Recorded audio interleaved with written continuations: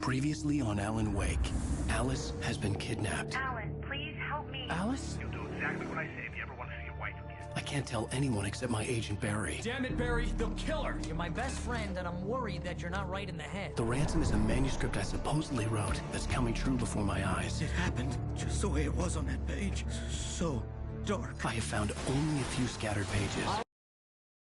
I want the entire manuscript. The deadline is in 2 days. I found Mr. Wake's pages. Good girl. How the hell did she get her hands on the manuscript anyway? I don't know. She's resourceful. I told you were too hard on her. Listen, I found out all sorts of interesting stuff while I was digging around. Yeah. Mr. Wake, it's Sheriff Breaker. We have an FBI agent here, Agent Nightingale. FBI? He's anxious to see you. You'd better come to the station. Okay, I'll be right over, Sheriff. Let's make this quick, huh? Help you folks? Name's Randolph. I'm the manager. We're looking for Rose. Works as a waitress down at the diner. Rose, sure. Nice girl. Who wants to know? I'm Alan Wake. The writer, huh? I heard on the radio you were visiting. Well, I'll show you her trailer. That Rose, she's a nice girl. Always pays her rent on time. As I was saying, Al, I found all sorts of weird stuff from the local newspaper's archives. This place is crazy. Disappearances, mysterious deaths, urban legends come true, and, get this, most of this stuff takes place around Cauldron Lake. Well, you ain't wrong, mister. The Indians thought the lake was a doorway to the underworld. I'm the God-fearing type myself. I don't hold with that sort of thing. Yeah, okay. Anyway, there was an island there owned by a guy called Thomas Zane. Now, some of the articles I found about him make him out to be a famous writer, but I ran a bunch of searches, couldn't find a single thing he wrote. Zane was heavily into diving, so much so that the place came to be called Diver's Isle. But the volcano under the lake erupted in 1970, and Zane went down with the island.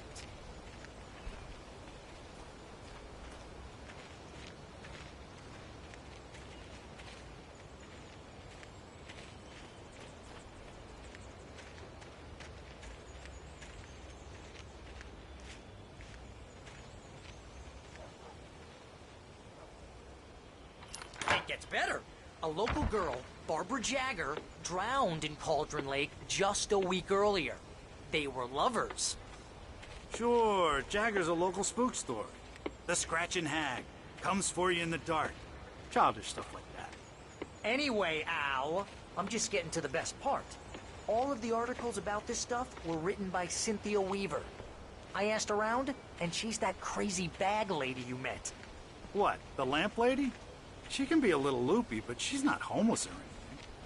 Yeah, anyway, she knew both Jagger and Zane before they both died, and she had some kind of a breakdown.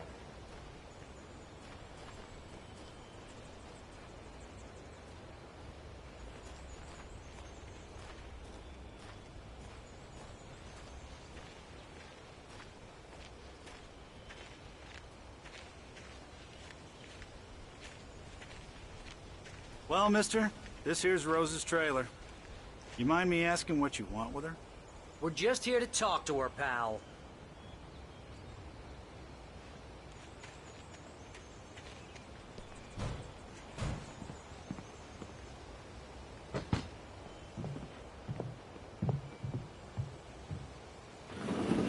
Welcome oh dear, Mr. Wake. I'm so glad you're here. Rose, you have my manuscript? Oh, yes. Yes. Please, come in. Hey, this is really good. Rose, Yes, my manuscript. I really need it. I understand. I know what you need. A muse to inspire you. Oh, for Barry. She doesn't have anything. Yeah, hey, Al? Al, what's... Oh... Barry! What? What?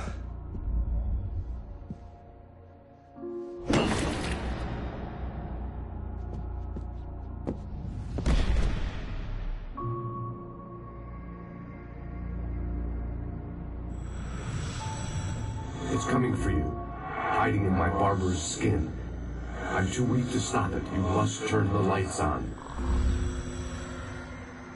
I promised I'd come visit you and your lovely wife. You must finish what you started. I insist. You must turn the lights on. Turn the light on. Back to work, boy.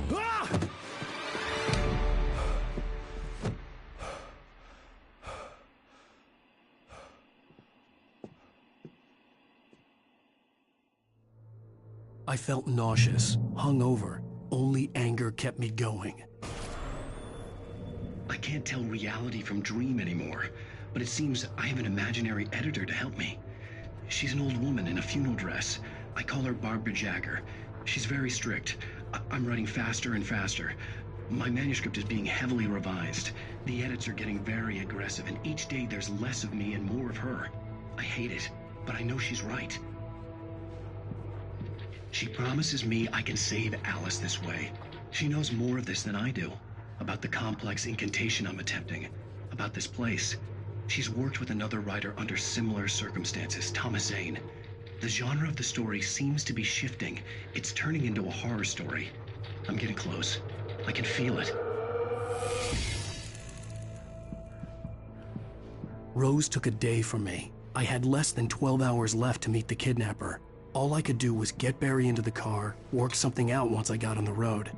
Welcome to the Oh Dear Diner. What can I get you today? Coffee? I couldn't work up much hate for Rose. Something had used her to get to me, and left its mark. First refill is free.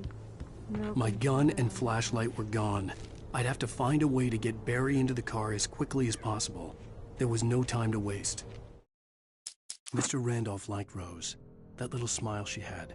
How she was still sweet when life had tried so hard to make her bitter. It wasn't any of his business what she did in her trailer. But those strangers, the writer and his smart-ass sidekick, looked like trouble. And they'd been in there for hours, way past her normal bedtime. He reached for the phone and called the sheriff's station.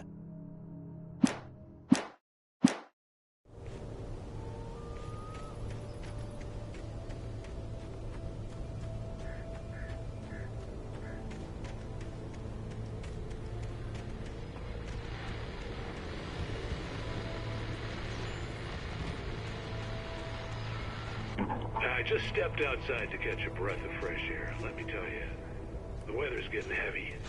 Nights like this make me especially glad I'm here talking to you and not home in bed. Once the weather takes a turn like this, I can't sleep at all.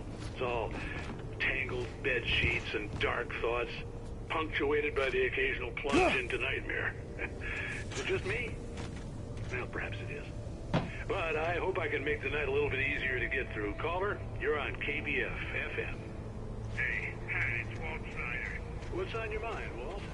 Well, I know who you are, but, well, I can't wait here.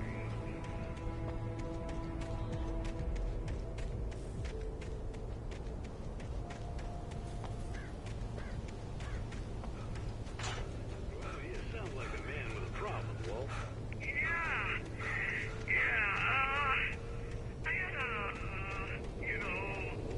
argument with Danny. You know, Danny.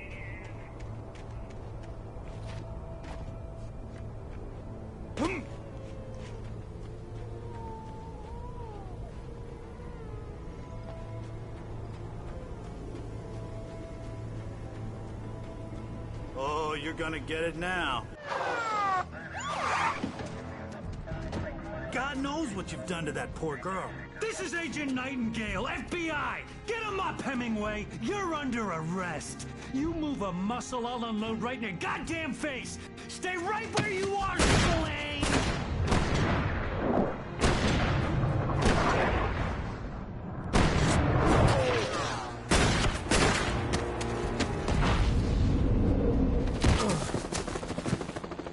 What are? I'm standing right here, you goddamn maniac!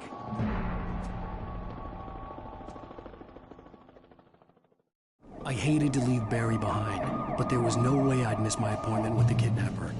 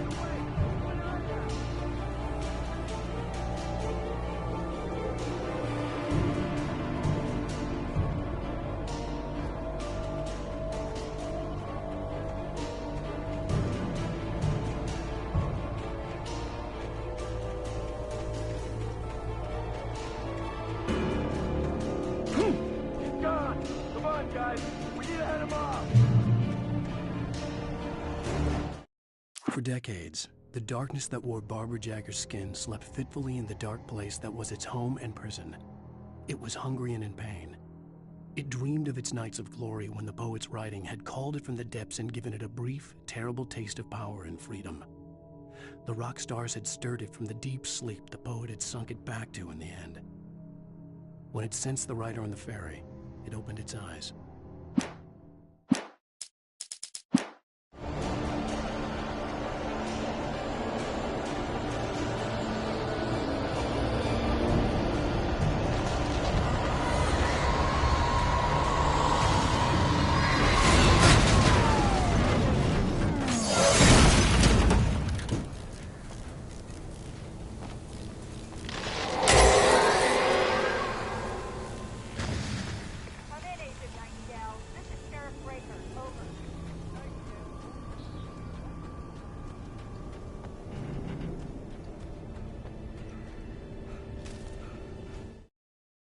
Rose didn't know how the strange old lady got in her trailer, and she looked wrong somehow.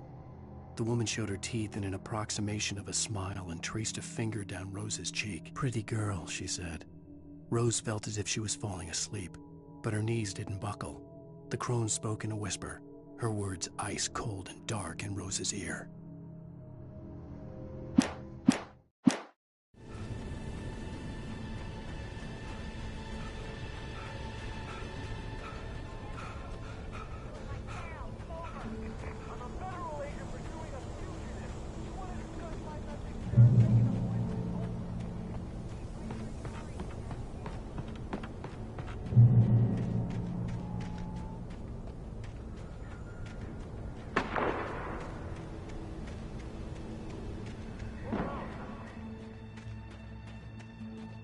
Search the area.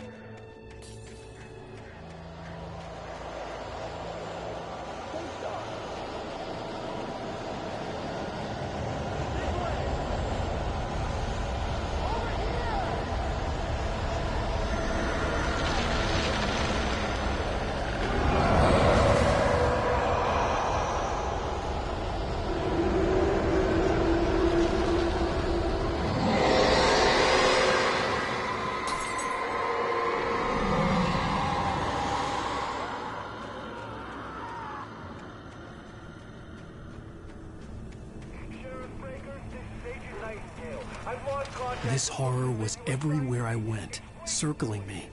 The cops didn't stand a chance. They were after a writer, not a monster.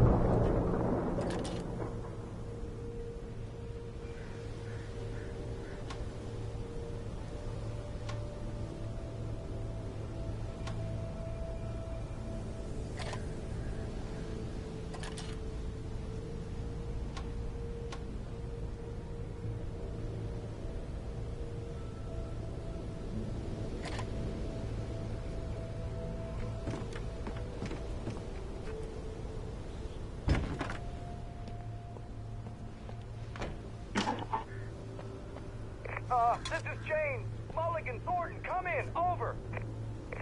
Thornton here. James, we got both Wheeler and Rose in custody. They didn't put up a fight or anything. But anyway, hey, Mulligan, what you... Come on. Sit down and give me that. James, Mulligan here. Over. Go ahead, Mulligan. Over. We got Wheeler and Rose here. Wheeler's... I could see the lights of the radio station in the distance.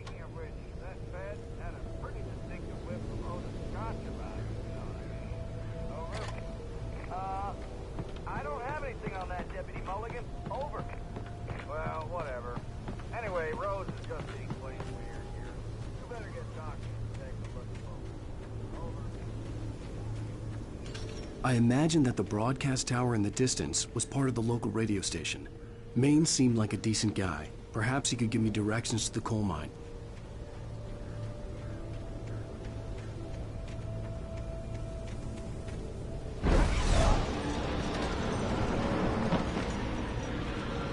Unnatural shadows clung to the gate. The darkness that was after me. I wouldn't get through without light.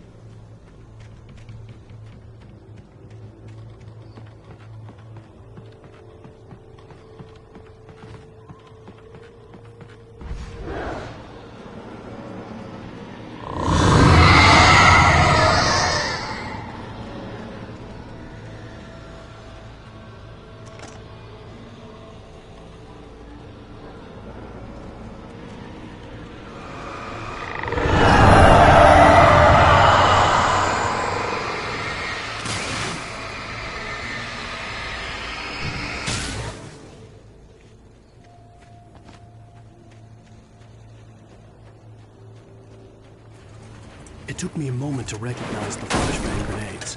They were an ideal weapon for my situation. Team 1, come in. Over.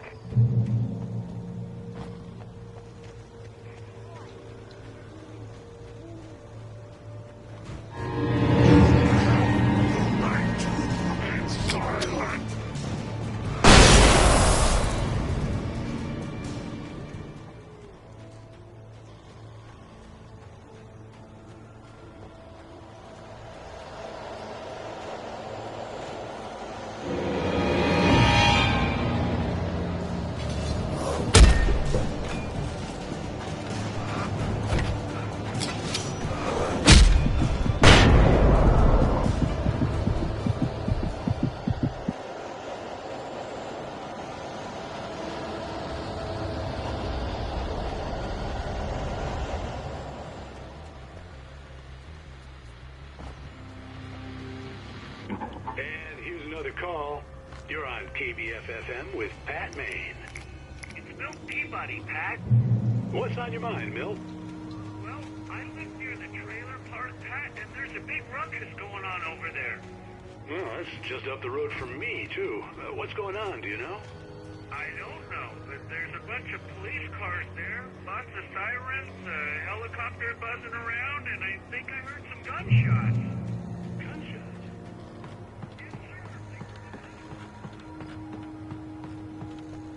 Intelligence launch results.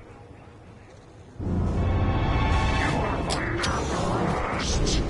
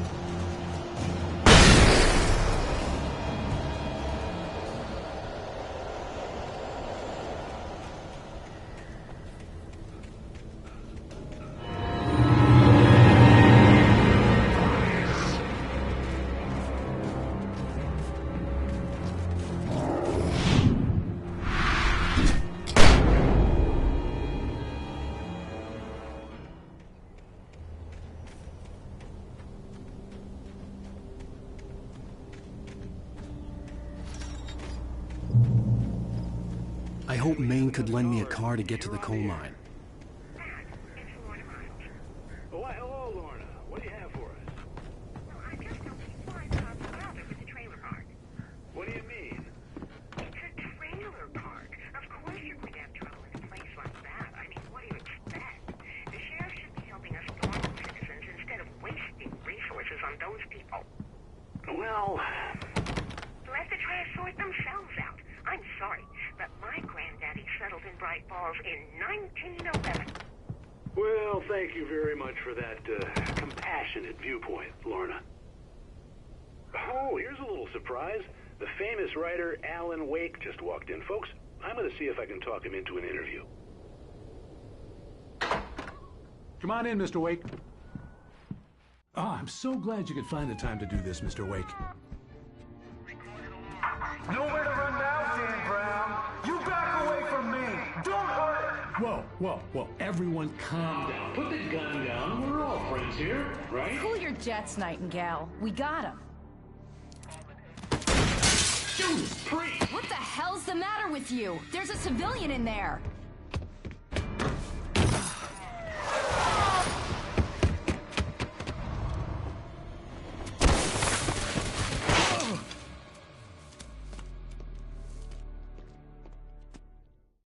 I'll get you yet, even if it kills me. You hear me? You hear me, H.P. Lovecraft? I had fallen off so many cliffs it was ridiculous. That's what you get for naming a book The Sudden Stop. It was probably good I hadn't had the chance to tell Maine where I was going. I'd have to lose the cops and find my own way to the mine. Nightingale stared through the broken studio window into the dark woods. He turned around, started to walk out, but Maine grabbed his arm. "Young man, you almost shot me. You don't shoot off rounds at people like that. What's the matter with you?" Nightingale shook his arm free, marched out. His cheeks burned with rage and humiliation.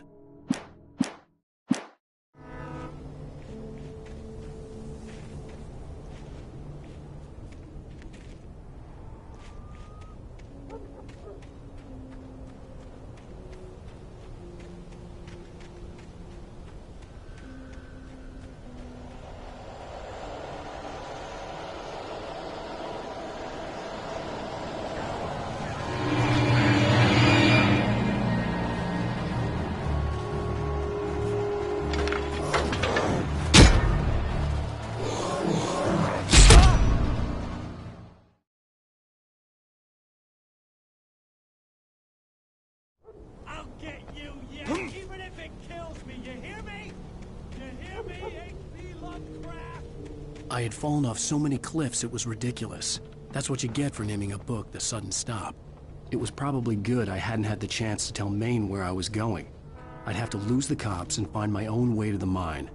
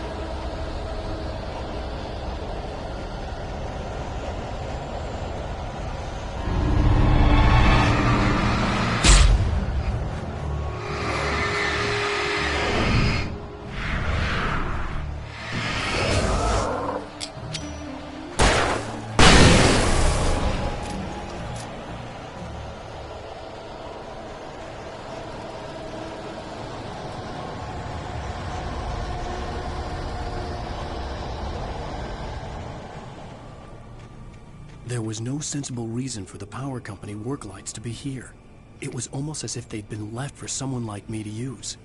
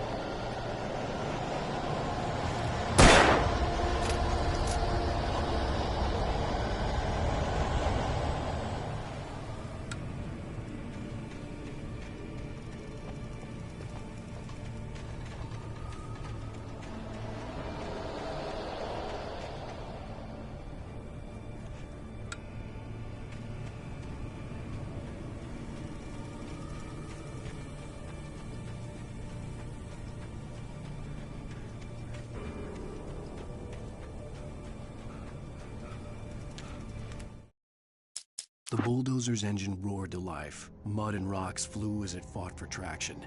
It crashed through the concrete wall and landed heavily in the yard. If it were an animal, it would have shaken its head after the impact, fixed its eyes on me, and charged. Of course, it had no head, nor eyes. Shadows crawled on its form, twisting it into a monster. Then, it came for me.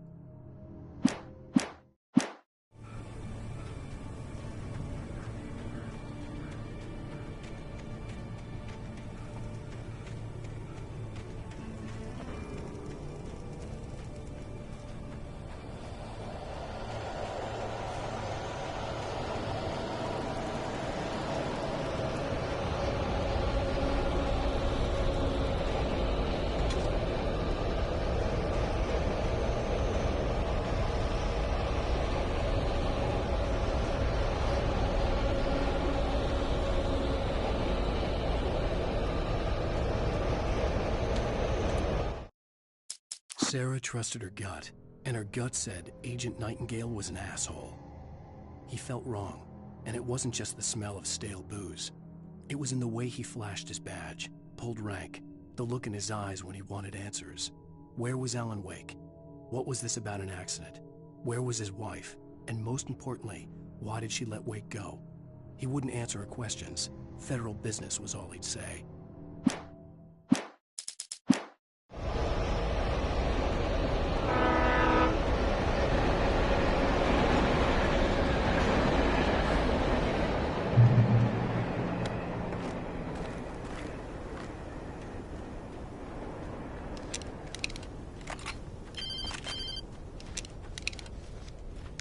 Hello? The most stubborn man I've ever met. Alice? Alice? Alan, I'm so afraid. He keeps me in the dark. Please help me. I look at you, Alan, and it's not you. Something else. Looking out from behind your eyes. Alice, I'm here. so alone here. It's all gonna go to hell. You need to be careful. Cooperate. The connection had been terrible, but that wasn't the only thing that hadn't been right with the call. She sounded wrong somehow, but she had called me. The pipe wrenched itself loose from the bridge's steel framework. Wrapped in darkness, it floated in midair, twitching. For a moment, I didn't understand what I was looking at. The heavy object lurched at me with impossible force. I threw myself out of the way, but just barely. When I turned my flashlight on it, it shook in a dark rage before it flew at me again.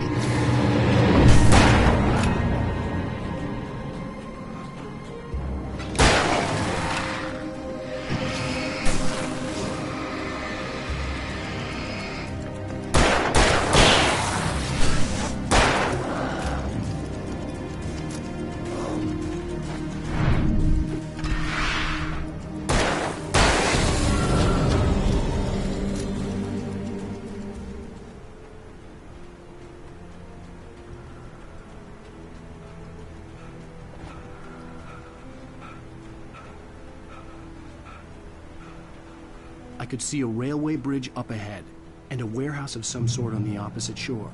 I hoped I could find a car from there.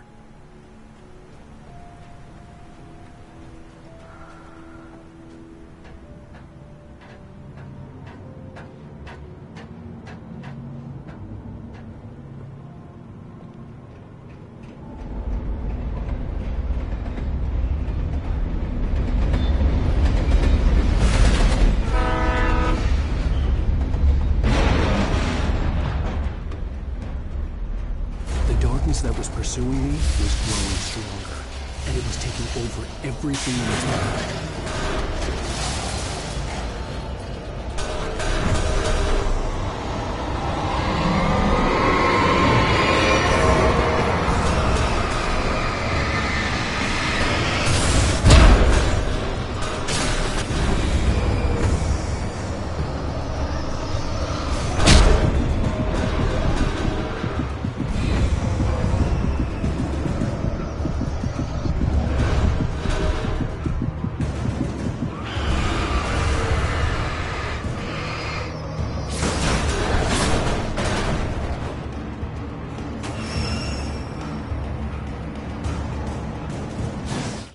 I slammed the door shut right in his smug face. He pleaded for me to open the door. True to form, the asshole actually thought I would obey. I had no sympathy left, no guilt either, not for him. I took a moment to savor the scream. I bet I had a smile on my face. It was all that I had time for. The dark presence was inside the lodge with me.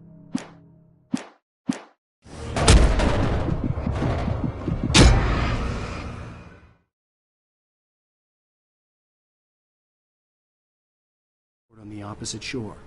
I hoped I could find a car from there.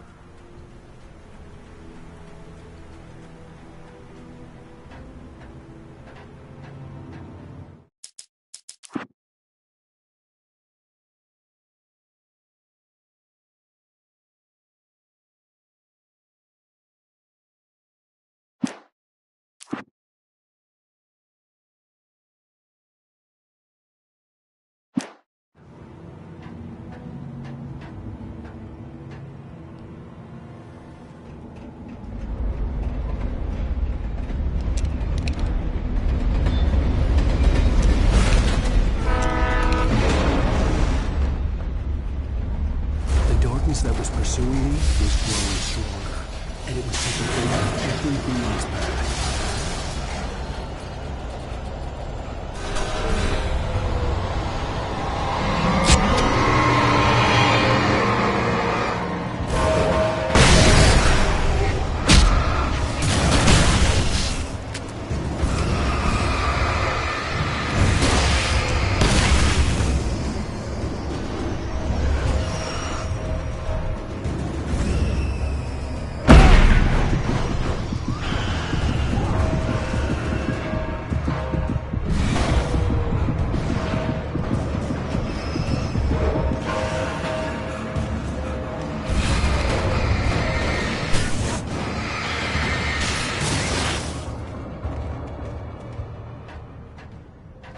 As a teenager, just starting to get interested in writing, Stephen King had been a source of inspiration to me.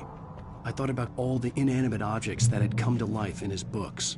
No one is safe in a good horror story. Certainly not the protagonist. That's what makes them fun. This was anything but. The darkness could possess anything, and it was getting closer.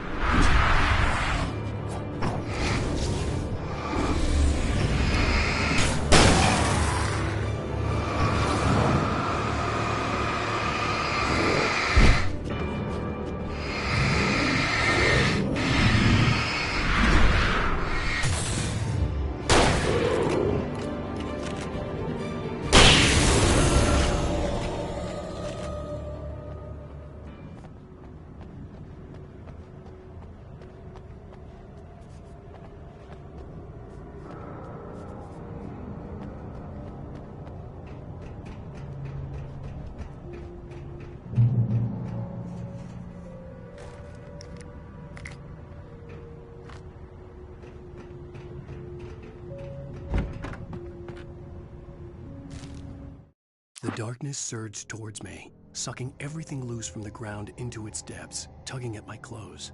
I saw the flare the kidnapper had dropped and threw myself towards it just as I felt my feet leave the ground. The darkness embraced me with the force of a tornado. Somehow I managed to light the flare. The darkness roared and cast me away. I fell toward the dark waters of the lake far below.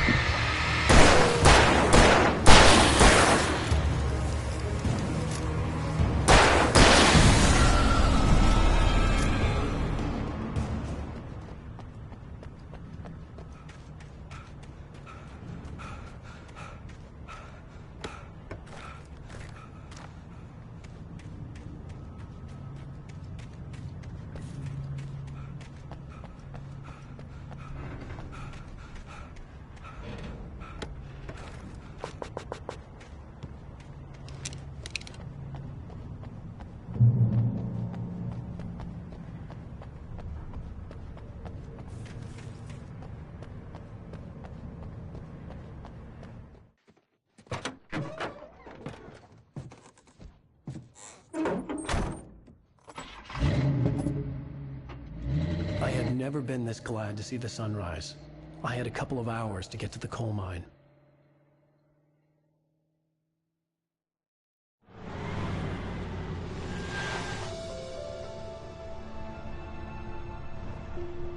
The coal mine wasn't far now.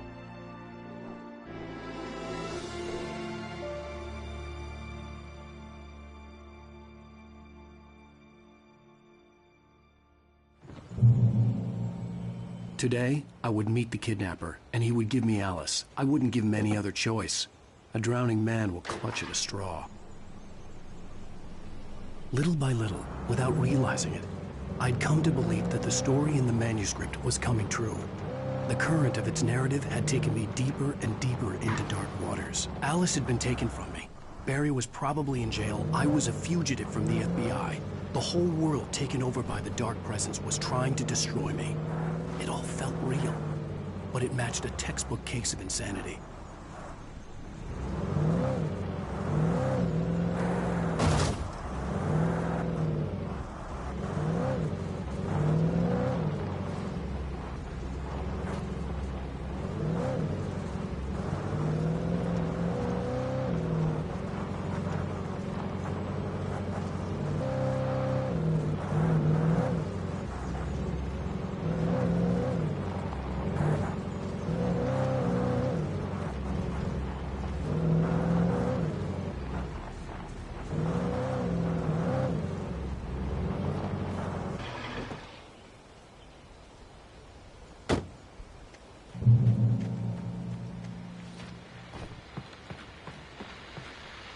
This is Pat Main, and you're listening to KBF-FM. Folks, I want to apologize for kind of abandoning you for that music track. You see, the big shot G-Man.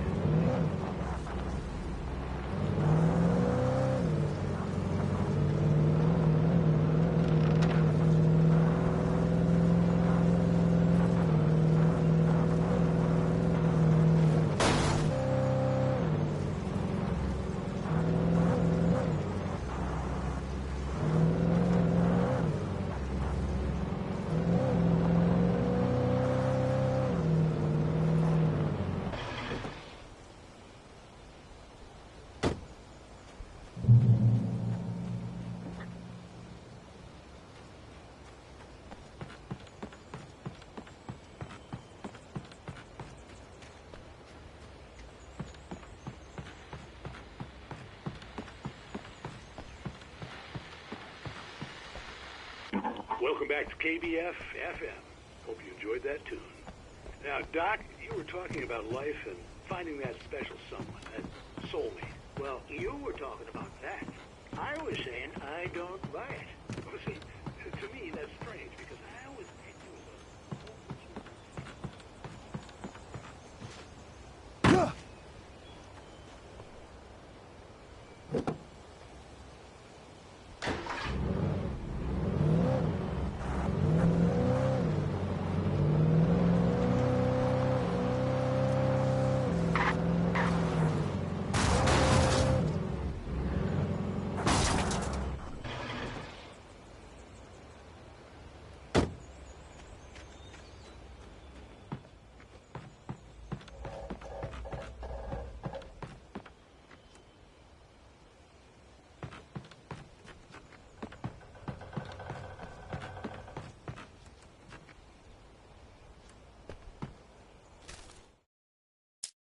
For Mott, spying on the writer on the ferry had been a disappointment.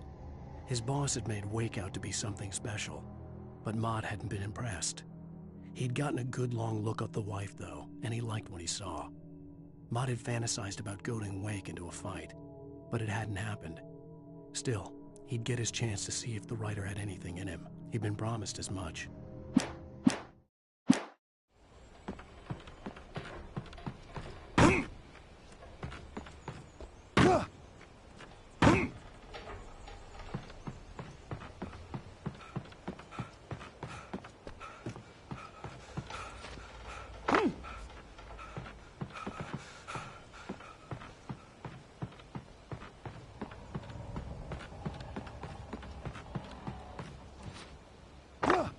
I was early, I was supposed to meet the kidnapper at noon in the main building.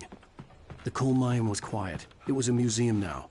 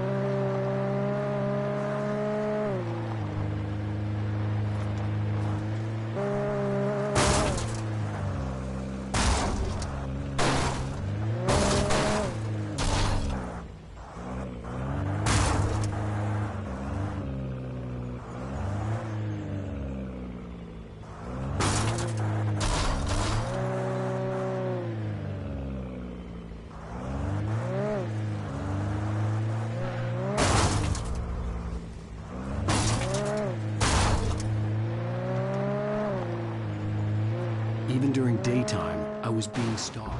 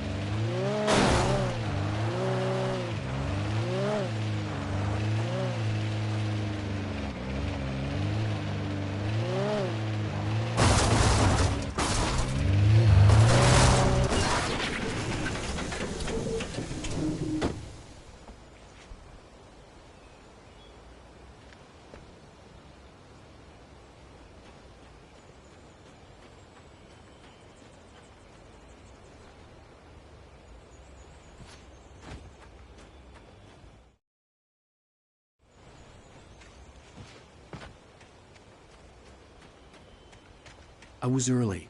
I was supposed to meet the kidnapper at noon in the main building. The coal mine was quiet. It was a museum now.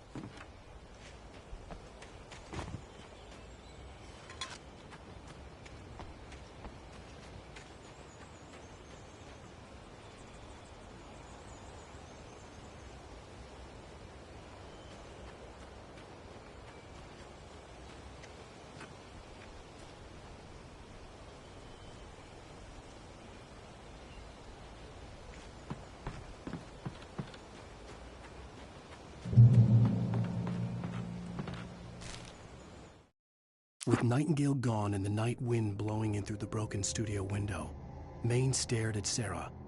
The sheriff looked away. Maine's voice shook with barely controlled anger. That boy's doing more drinking than thinking. I hope you know what you're doing, Sarah. He's got a sickness in his eyes. You take my word for it. He wants Wake for a reason, and it's not for anything good.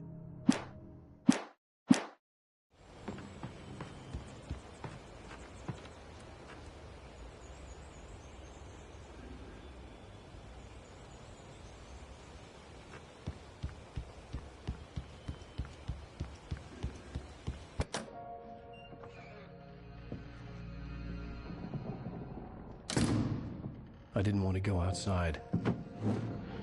Cops had to be looking for me. The noon sun turned the place into a sauna. The day dragged on.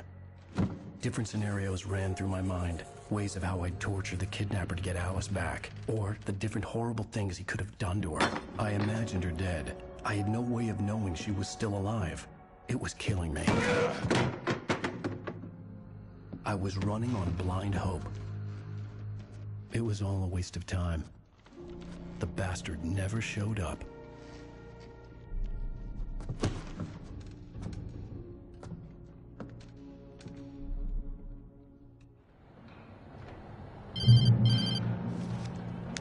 Wake! Where the hell are you? Change of plans. You know where Mirror Peak is? It's a big mountain north of where you are. You follow the path from the mine, you can't miss it. There's a lookout point there. I'll be waiting. I'm through being jerked around You by want you. to see your wife alive? Because if you do, you better watch what you say to me. Do we understand each other? I want to talk to Alice. Yeah, and I want the manuscript. Don't keep me waiting, Wake. Hello? Hello? Ah! I'm gonna kill him. I had to get to Mirror Peak.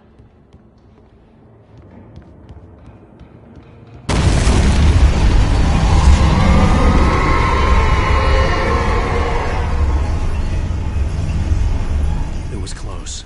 Maybe closer than ever before.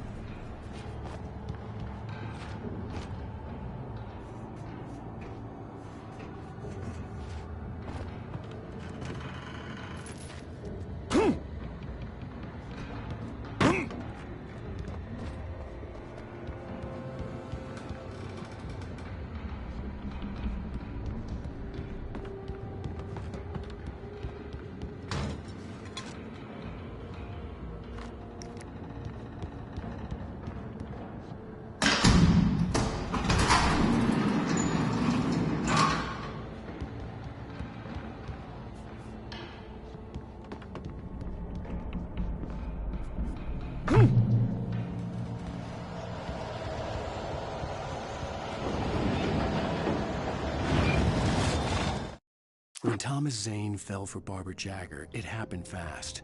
She was young, vibrant, and beautiful, full of life. He had never been a very happy man, and without any seeming effort, she had changed all that. Zane felt good for the first time in his life. Everything she did was another piece of a jigsaw puzzle he hadn't even known he'd been missing. And best of all, she made the words flow, strong and sharp. She was his muse.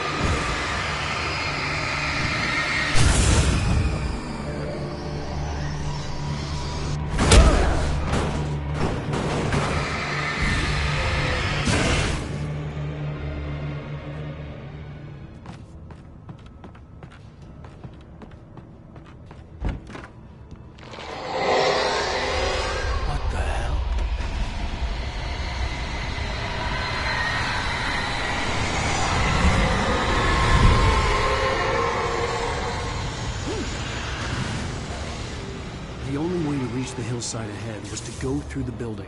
I had to find a way to avoid electrocution.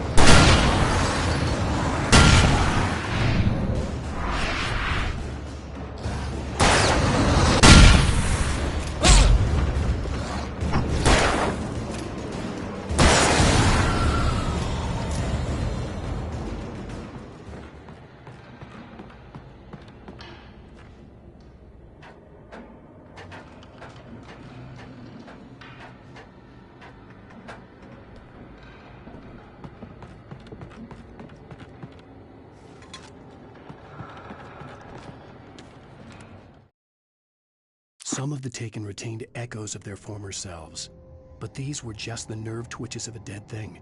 Nothing remained but a shell covered and filled with darkness. In most cases, these puppets were enough for the purposes of the Dark Presence. But for anything more elaborate, as with the writer, It was different. It needed his mind. And so rather than taking him over completely, it merely touched him.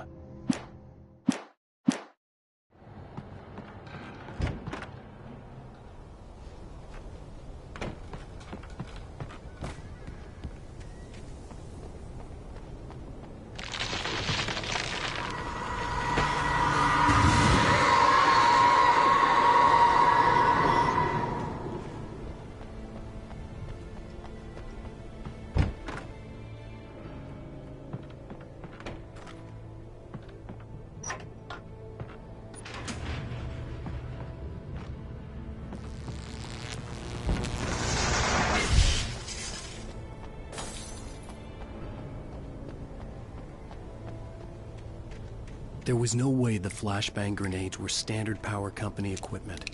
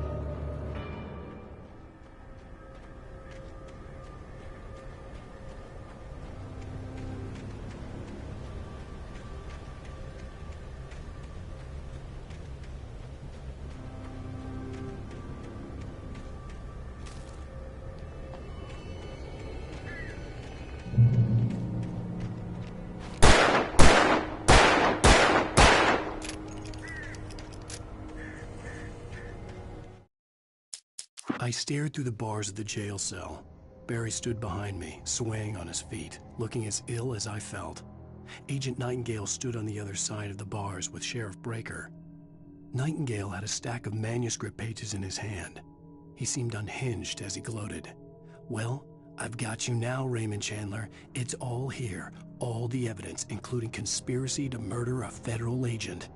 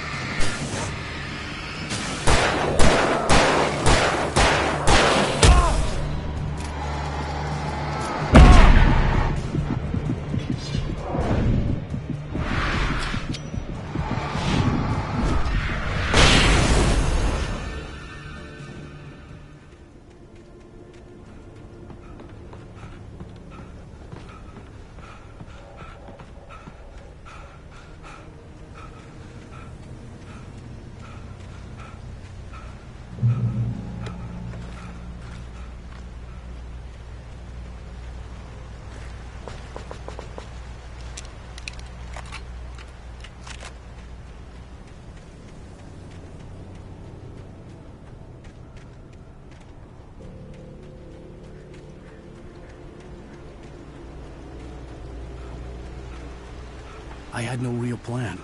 I was going to give the kidnapper all the manuscript pages I had for Alice. If that wasn't enough, I'd hold him at gunpoint and make him talk.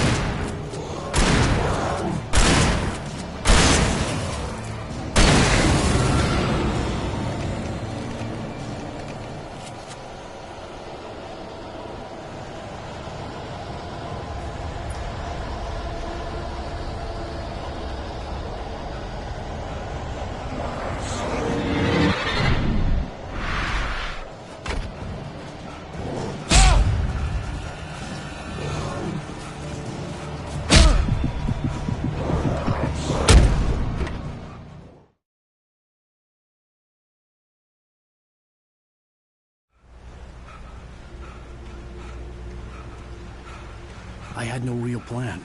I was going to give the kidnapper all the manuscript pages I had for Alice.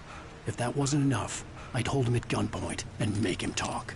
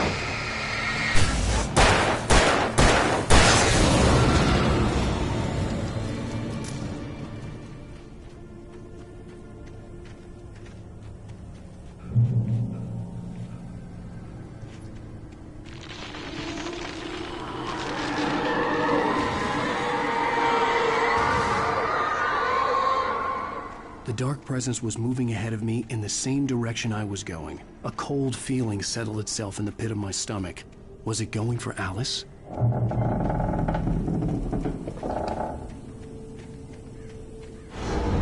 graveyard shift may cause cancer.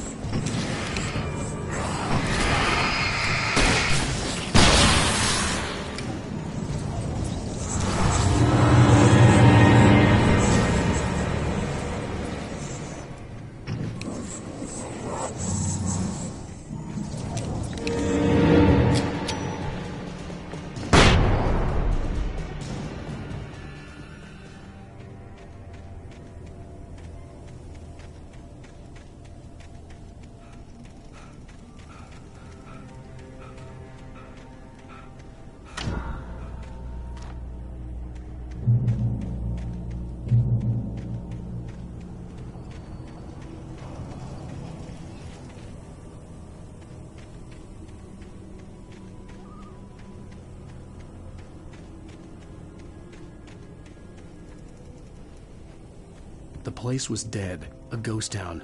Had been for decades, maybe a century.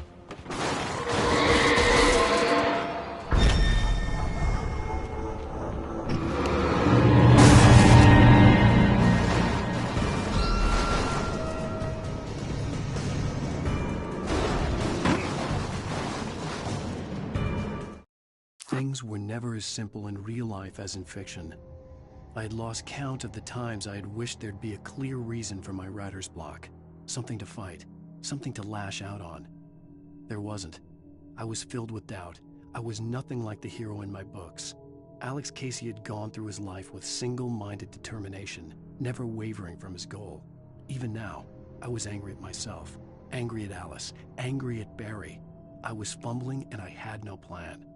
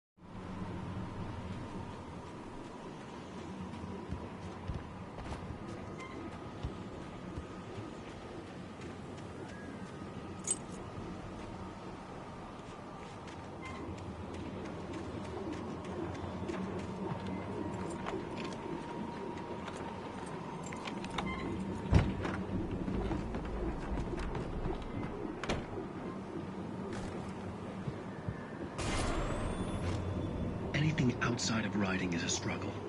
I feel ill. I managed to make my way downstairs. There's a shoebox filled with books and papers by Thomas Zane. It's very hard to focus, but I managed to read some of it. He's a poet, and a good one.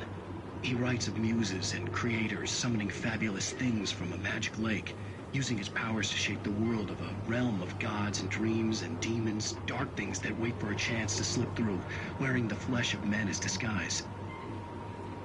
Zane writes about himself. His girlfriend being taken over by a dark presence. About growing scared of the lake. Zane believes it's a mirror to the gaping void of darkness above, where some Lovecraftian presence lurks. I crawl back upstairs. I'll borrow these things for my story. They ring true. They fit.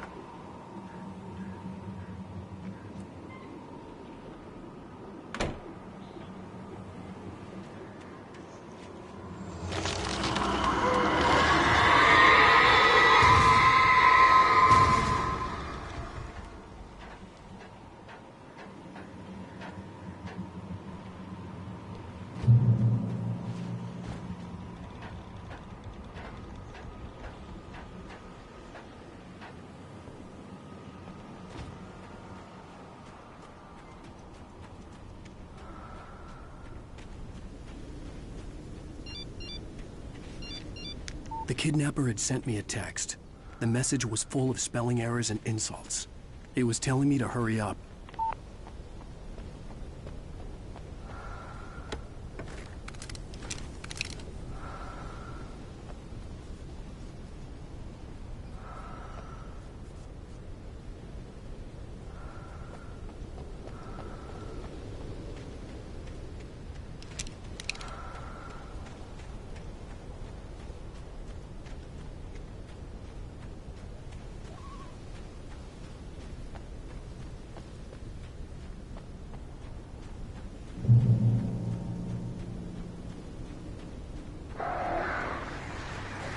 Birds.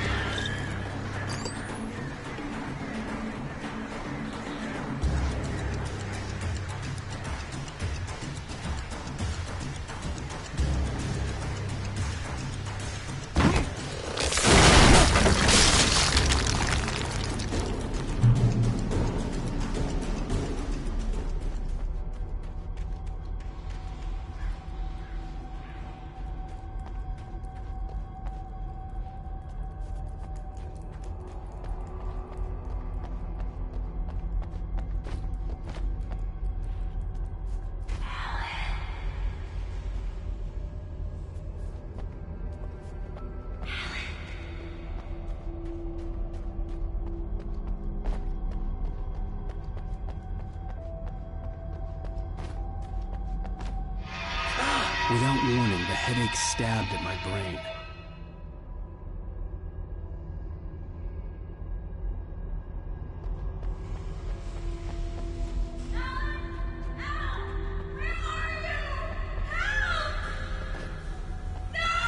Alice?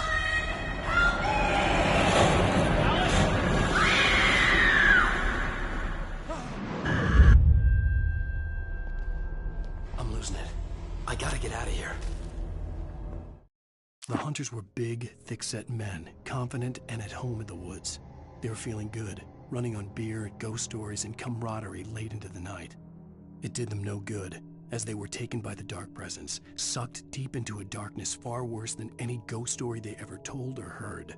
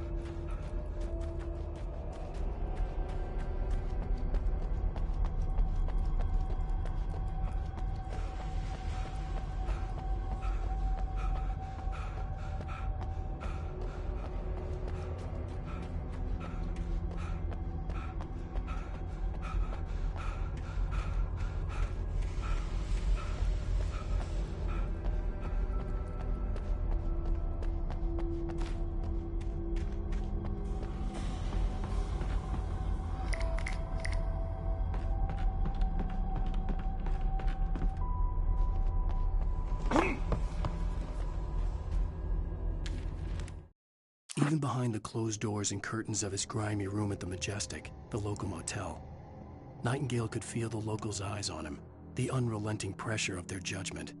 He forced it out of his mind. For all he knew, they could all be under Wake's spell already. You do what you have to do to get the job done. He took comfort from the bottle in his hand. Please, he thought, just let me get through this.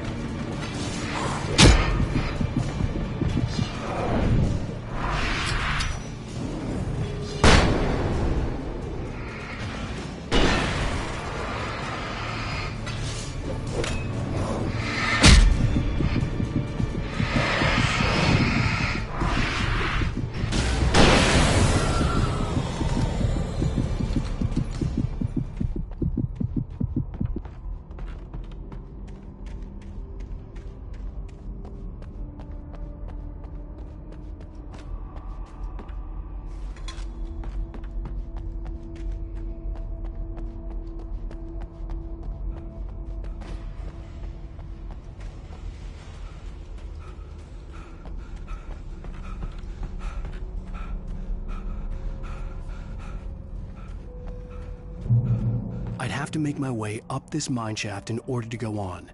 Maybe the machinery could help me with that.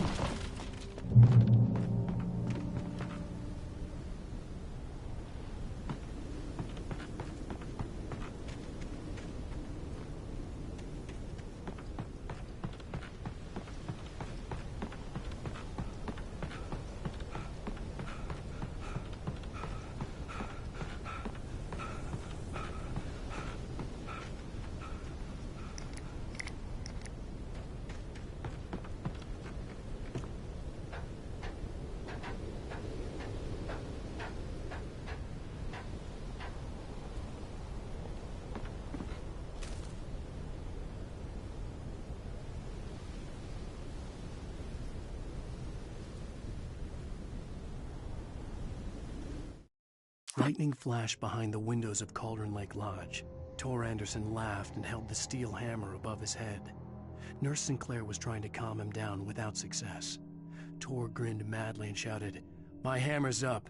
Here's a friendly poke from Molnir, wench. He brought the hammer down with all his might on Sinclair's head. We're on a comeback tour, baby.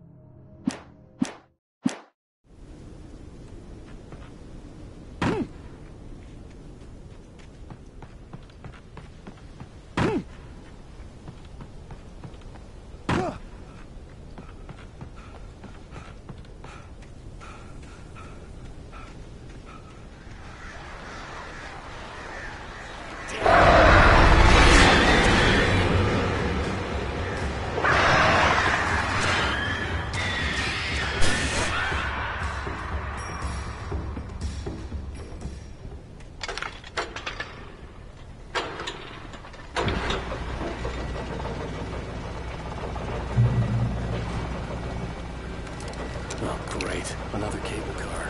Just great.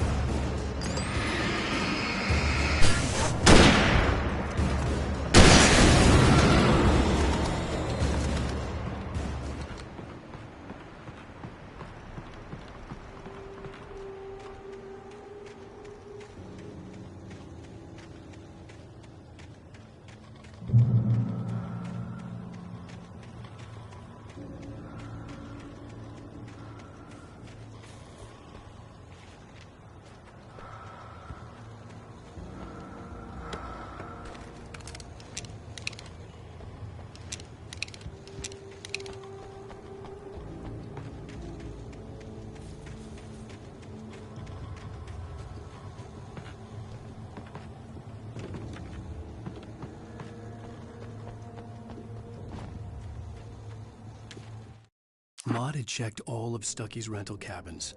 There had been no sign of the Wakes. It was dark when he'd found their car parked at the end of the road by Cauldron Lake. It made no sense. They must have taken a wrong turn, but there was no sign of them, and the car had been there for hours already. Frustrated, Mott stood on the rotten ruin of the footbridge that had once led to Diver's Isle before it sank beneath the waves years ago. The boss wouldn't be happy.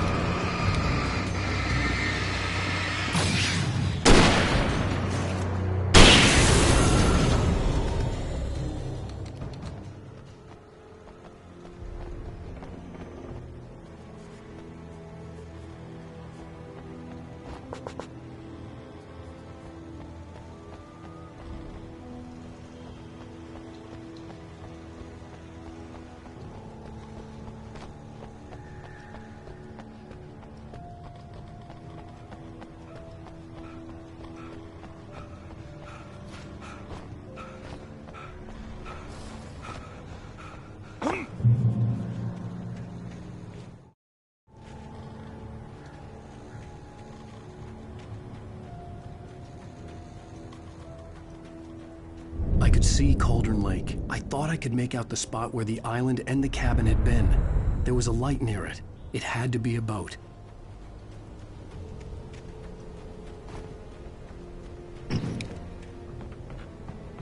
I was close now. I had to get there fast. I dreaded what I would find. Wait! Are you? Wait! Hey, I'm here! I'm coming! No! Get away! Sorry. Please, wait! The boss didn't know who he was messing with. I didn't know. I swear, I didn't know. We don't have a wife.